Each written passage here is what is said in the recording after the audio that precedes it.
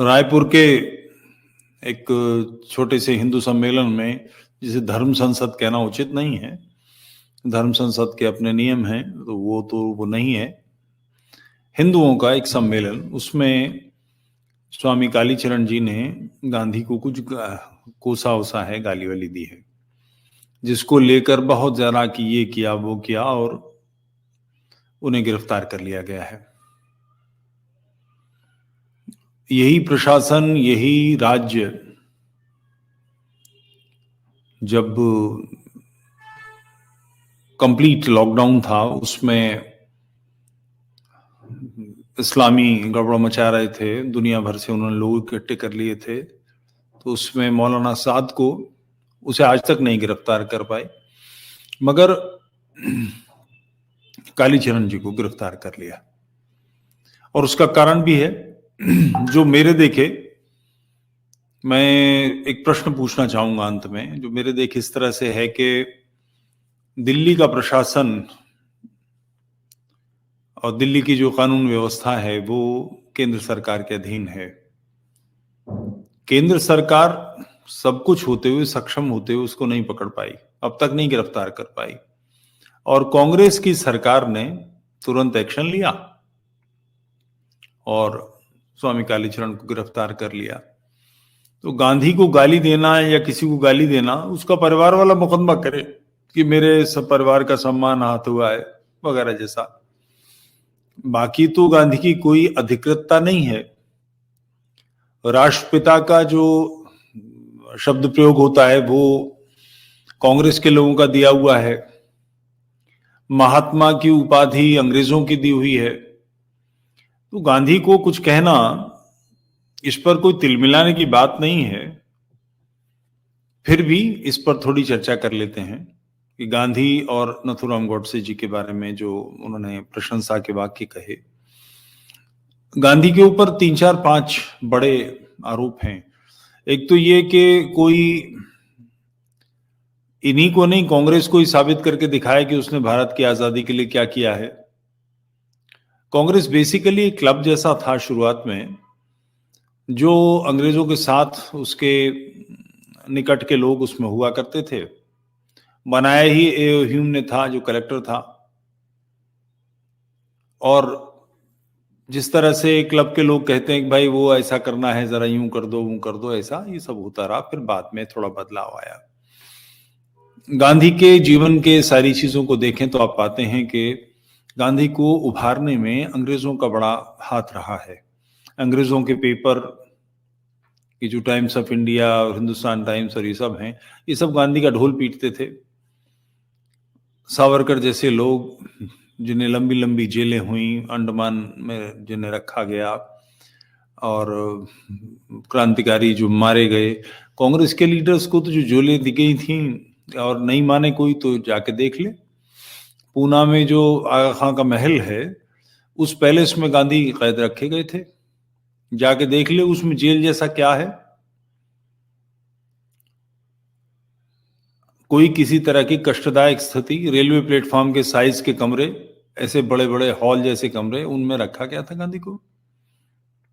लोग मिल सकते थे, पत्रकार आते थे, लोग मिलते थे।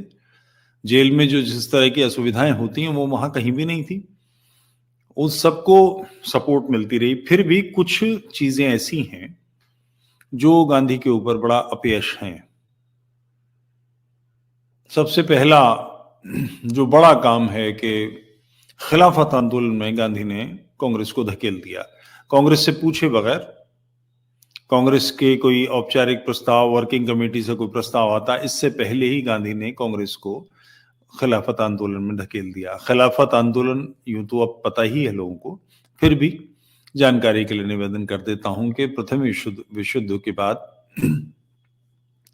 इस्लामी खिलाफत तुर्की में थी, उसको अंग्रेजों ने खत्म कर दिया। और ये जितने इराक है, ईरान है, सीरिया है, लीबिया है, और दुनिया भर के मिस्र हैं, सऊदी अरब वगैरह, ये सब उसी के टुकड़े हैं। उसकी शक्ति नष्ट कर दी। अंग्रेजों का समर्थन था, मगर उसके खिलाफ विद्रोह तुर्की के अंदर से ही उभरा। और जब भारत में हंगामा हुआ इस बात का कि तुर्की की खिलाफत फिर से स्थापित होनी चाहिए, तो वहां के लोगों ने तुर्की के खलीफा को निकाल के बाहर करा, तुर्की से भगा दिया। अंग्रेजों के खिलाफ आंदोलन करने वाला व्यक्ति तुर्की में खिलाफत को लाने की बात कर रहा है। तुर्क सऊदी अरब पर, कतर पर, कुवैत पर, जो ये सारी कंट्रीज हैं, इन पर हावी थे, इनके ऊपर इनका वर्चस्व था। यानी एक प्रकार की अधीनता का विरोध करने वाला व्यक्ति दूसरी अधीनता को स्वीकार करता है। सऊदी अरब के लोग तुर्कों को गुलाम क्यों रहे? सऊदी अरब के लोगों ने तो इसी बात को, जो इब्न सऊद था उसने यही बात निकाली कि हम खलीफा के वंश के हैं, हम मोहम्मद के वंश के लोग हैं, हम तुर्कों के गुलाम क्यों रहे? इसी बात पर हंगामा हुआ। बहरहाल तो गांधी ने एक ये गलत काम किया और उसका परिणाम ये निकला कि केरल में मोपला विप्लव हुआ, हजारों हिंदू मारे गए, हजारों मंदिर तोड़े गए, बहुत भयानक स्थिति आई और गांधी ने उनका पक्ष लिया। गांधी के मुंह से ये नहीं निकला कि ये बहुत बुरा हुआ, गलत हुआ। कांग्रेस का कोई ढंग का निंदा प्रस्ताव तक गांधी ने नहीं आने दिया। दूसरे, आर्य समाज को नष्ट करने का पाप, उसकी हर बात का विरोध। आर्य समाज हिंदुओं की तार्किक भुजा थी, इस्लामी चुनौतियां देते थे, क्रिश्चियन चुनौती देते थे, उनके सामने आर्य समाज डट कर खड़ा हुआ और जमकर विरोध किया। सीता का छिनाला, किशन तेरी गीता जलानी पड़ेगी, और महर्षि दयानंद के बारे में एक बेहुदा किताब इस्लामियों ने लिखी थी। तो इसके जवाब में आर्य समाज के आचार्यों ने, पंडित क्षमा करेंगे नाम इस समय ध्यान से उतर रहा है, उनकी पुस्तक रंगीला रसूल यानी कैरेक्टरलेस प्रॉफिट ये आई। महाशय राजपाल ने किताब छापी। इस किताब के खिलाफ इस्लामी कोर्ट में चले गए। कोर्ट से इसका फैसला आया कि इस किताब में कुछ भी ऐसा नहीं लिखा जो इस्लामी किताबों में नहीं है, यह अधिकृत है, यानी रंगीला रसूल गलत नहीं थी। गांधी ने अपने पत्र में इसके खिलाफ लिखा और यहां तक लिखा कि मुसलमानों को इसका विरोध करना चाहिए और इसका बदला लेना चाहिए। उसके बाद महाशय राजपाल पर आक्रमण हुए कई बार और अंततः उनकी हत्या हुई। हत्या करने वाले चांडाल रशीद के पक्ष में गांधी ने अपील जारी की और यहां तक कहा कि रशीद ने कुछ ऐसा नहीं किया जो मैं स्वयं न करना चाहूं। आप मुझे बताएं, अब इस क्षण में कोई ये कहता है कि हरामजादा गांधी ऐसा करता था, तो इसमें गलत क्या है? राष्ट्र को अपनी रक्षा का अधिकार है कि नहीं? आप इस्लामियों का पक्ष लें मगर इस हद तक जाएंगे, इतनी बुरी तरह उनके तलवे चाटेंगे और दुरदुराएंगे हिंदुओं को, जो आपको महात्मा बनाते हैं, जो आपको नेता बनाते हैं। फिर पूज्य मातृभूमि के विभाजन का पाप, वो पूरी पीढ़ी जिम्मेदार है कांग्रेस की, क्योंकि वायसराय ने सीधा ये रखा था कि कांग्रेस और इस मुस्लिम लीग दो ही दल थे राजनीति में उस समय, वो अपनी अपनी वर्किंग कमेटी से प्रस्ताव पारित करा के दें कि विभाजन करना है। कांग्रेस कुछ मुस्लिम लीग तो कर ही देती। कांग्रेस वर्किंग कमेटी में इसका प्रस्ताव गिर गया। गांधी वहां मौजूद था। गांधी ने कमान संभाली और उल्टे सीधे तर्क दिए और लोगों को चुप कराया और दोबारा मत विभाजन करा के पूज्य मातृभूमि के विभाजन का प्रस्ताव पारित कराया। ये जो बातें थी कि मेरी लाश पर विभाजन होगा और मैं नहीं होने दूंगा और मर जाऊंगा फलाना, इस सब झूठ बोला और पूज्य मातृभूमि का विभाजन कराया। भारत माता के दोनों हाथ काट दिए गए। इसका अंतिम प्रहार गांधी ने किया। ये सब डॉक्यूमेंटेड है। फिर जिस समय भारत विभाजन हो गया, कश्मीर का मुद्दा अनसुलझा था। महाराज कश्मीर भारत में मिलना चाह रहे थे। नेहरू का पता नहीं क्यों लगाव था, जो शेख अब्दुल्ला को वो वहां का प्रधानमंत्री बनवाना चाहते थे, और उन्होंने कहा कि ये कश्मीर का विलय इसी शर्त पर हुआ कि महाराज गद्दी छोड़ दें और कश्मीर का प्रधानमंत्री। महाराज कश्मीर रियासत अपनी निजी प्रॉपर्टी है, उनके पूर्वजों की खरीदी हुई प्रॉपर्टी है, उसका उस सारे सिस्टम को धता बता के उसका प्रधानमंत्री शेख अब्दुल्ला को बना दिया जाए।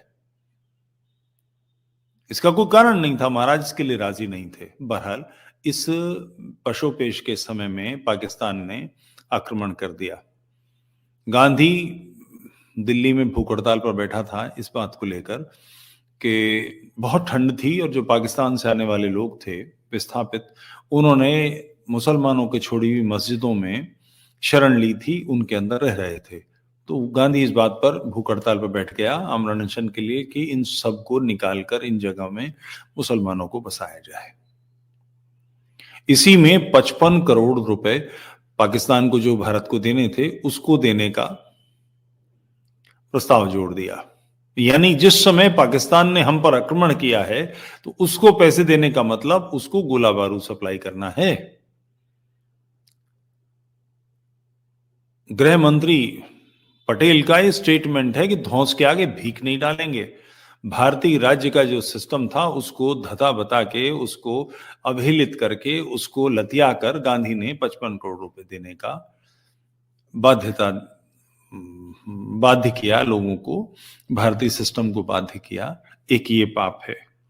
और अंतिम जो एक बड़ा आरोप है कि पश्चिमी पाकिस्तान से पूर्वी पाकिस्तान, यानी दोनों भारत माता के हाथ तो काट ही दिए। पश्चिमी पाकिस्तान से पूर्वी पाकिस्तान का जो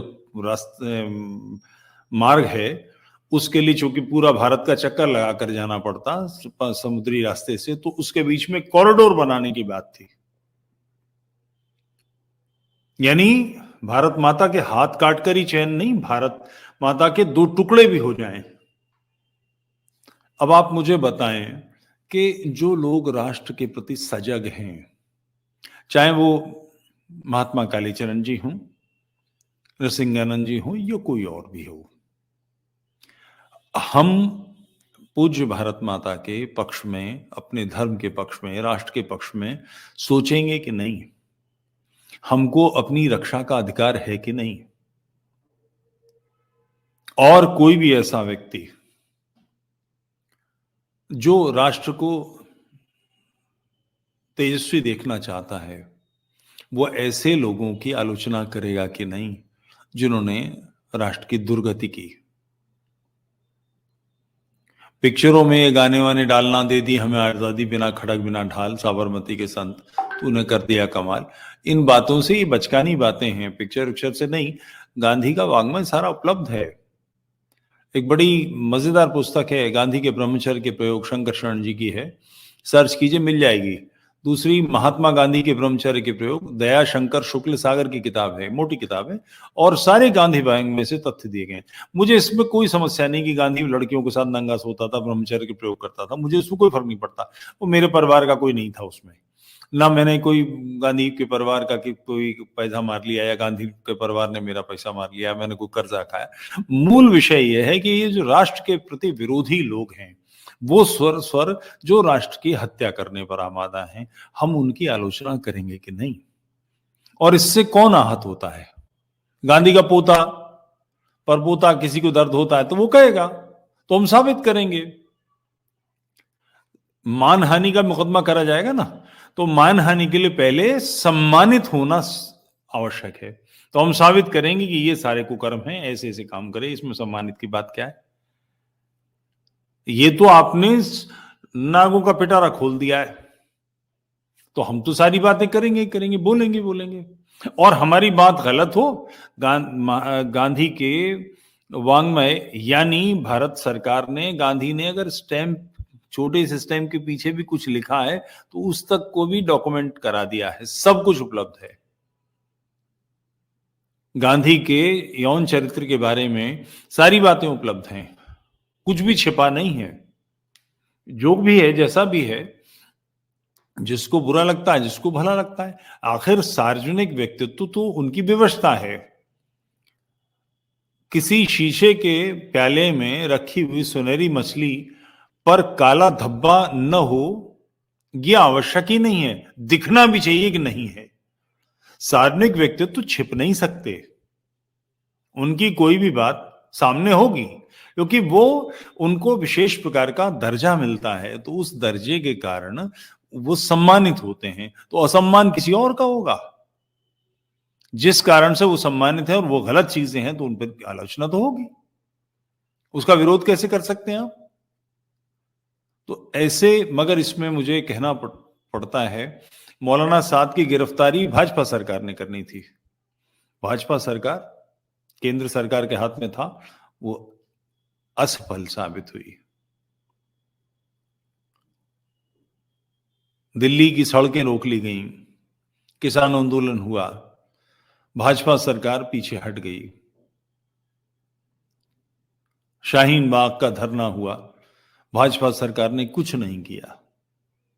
और कांग्रेस की सरकार जो दीनहीन स्थिति में है, हर तरफ से लहूलुहान है कांग्रेस, उसके बावजूद उसमें इतना दम है कि उसका एक व्यक्ति तुरंत केस दर्ज कराता है। आपसे पौरुष की हम उम्मीद करें कि नहीं? आप राष्ट्र के जो पक्षधर हैं, जो राष्ट्र के प्रति चिंता करते हैं, जिनकी जिम्मेदारी, जो व्यक्तिगत जिम्मेदारी मानते हैं कि उनकी जिम्मेदारी है कि राष्ट्र उन्नत हो, भारत माता जगत जननी के सिंहासन पर फिर से विराजे, इसके लिए तेजस्वी ऊर्जावान नेतृत्व चाहिए कि नहीं? गांधी कितना घातक रहा है राष्ट्र के लिए, इसका एक अंदाजा लगाने के लिए मैं बताता हूं। बंगाली जो आज बंगाल में कष्ट पा रहे हैं, जिन्होंने 47 में विभाजन झेला, और बांग्ला भाषा की 4 किताबें उपलब्ध नहीं है जिसमें विभाजन का, जो ढाका में हुआ, जो जैसौर में हुआ, जो खुलना में हुआ, जो चिटगांव में हुआ, उसके बारे में हो। पश्चिमी पंजाब से तो जो दुखदाई स्थितियां थी उस पर आपको सैकड़ों चीजें मिल जाएंगी, बंगाल में नहीं मिलती। मगर यही बंगाली समाज इतना वीर समाज था कि न भूतो न भविष्यति। अंग्रेजों को अपनी राजधानी कलकत्ता से दिल्ली लानी पड़ी। 15-15, 16-16, 17-17 साल के लड़कों ने नाक में दम कर दिया, दे बम पे बम, गोली पे गोली, इतना उधम मचाया। लाल बाल पाल मर गए, जो इनके बड़े नेता थे वो पकड़े गए, मार दिए गए, नेतृत्व हट गया। और उसके बाद नेतृत्व भारत की राजनीति का कांग्रेस के हाथ में, और कांग्रेस का मतलब गांधी के हाथ में आ गया। स्त्रैण नेतृत्व, निर्वीर नेतृत्व, कायर नेतृत्व, नपुंसक नेतृत्व, उसका परिणाम है। अगर इसमें यहां क्षमतावान नेतृत्व होता तो 14 अगस्त 1946 को जो डायरेक्ट एक्शन हुआ, उसका भारत भर में जवाब जाता। इस चुनौती को हम स्वीकार करते कि हाँ ठीक है, हो जाए, क्या दिक्कत है। मगर उसकी जगह नेतृत्व गांधी के हाथ में था, जो हर तरह से हमें निर्वीर्य करने पर तुला हुआ था। तो हम पौरुषवान नेतृत्व विकसित करेंगे कि नहीं? आखिर सभ्य समाज में कि गांधी हरामजादा था और फलाना था, इस तरह की बातें अशोभनीय हैं। किसी को कुतिया का पिल्ला कहना या किसी को सूअर का बच्चा कहना, ये अभद्र बात है। ये बातें नहीं की जा सकती, न की जानी चाहिए। मगर आवेश और उसके कारण है, क्रोध के कारण है, तो लोगों को अपनी बात कहने का, अपने राष्ट्र के सम्मान की रक्षा करने का अधिकार है कि नहीं? इसका उत्तर मैं राष्ट्र से मांग रहा हूं। आप बताएं मुझे, हिंदू राष्ट्र बताए। पौरुषवान बनिए। समस्या को अवहेलित करने से बात नहीं बनती। कबूतर आंखें बंद कर लेगा तो बिल्ली रुकेगी नहीं है। ये हमारा पाला 1300 वर्षों से एक ऐसी विचारधारा से है जो हमें नष्ट करने पर लगी हुई है, जिसने हमसे अफगानिस्तान छीन लिया, पाकिस्तान छीन लिया, बांग्लादेश छीन लिया, कश्मीर से हम निकाल दिया, हमारी दुर्गति कर दी। इससे निपटना है तो इसके तरीके, इसी की टैक्टिस अपनानी पड़ेगी। अगर शत्रु के पास 4 टैंक हैं तो हमारे पास 6 होने चाहिए। 4 टैंक है तो हम जैतून की टहनी हिलाएंगे और फाख्ता उड़ाएंगे और सफेद कबूतर हिलाएंगे और सफेद झंडे हिलाएंगे और सूत की कपास और गुल तकलियां और चरखे लेके बैठ जाएंगे। चरखे से सूत निकलता है, आजादी नहीं निकलती। राष्ट्र की रक्षा के लिए खड़गस्त होना पड़ेगा और उसके लिए वीर नेतृत्व चाहिए। ऐसे प्रत्येक व्यक्ति के साथ हम सबको होना चाहिए, जो जो जहां जहां है, जिस जिस प्रकार से इसमें सहायता कर सकता है उनकी सहायता करें। धन दे सकते हैं, धन दें, उनके जमानत के लिए काम कर सकते हैं, क्योंकि कोई बड़ी चीज नहीं है, सामान्य बात है। जमानत तुरंत हो जाएगी, कोई बड़ी बात नहीं है उसकी। मगर वो जेल से निकलें तो लोगों के कंधों पर उठाकर उन्हें लेकर आइए। उनको लगना चाहिए कि राष्ट्र उनके साथ खड़ा है। उन्होंने पाप नहीं किया है, बल्कि एक ऐसे व्यक्ति के पापों के बारे में उंगली उठाई है जिसने वस्तुतः भारत को कष्ट दिया, जिसके कारण राष्ट्र को दुख पहुंचा है। आखिर न्यूनतम गणना के हिसाब से 20 लाख और वैसे 45 लाख तक लोगों की गणना है। 10 लाख मरे होंगे। विभाजन में मारे गए लोगों का पाप किसी के सर जाएगा कि नहीं? पूज्य मातृभूमि के विभाजन का पाप किसी की जिम्मेदारी होगी कि नहीं? तो जिन्होंने ये पाप किया उनकी तरफ उंगली उठाने में हम दोषी कैसे हो जाएंगे? ये राष्ट्र हमारा है, ये धरती हमारी है, इसके प्रति चिंता होनी ही चाहिए।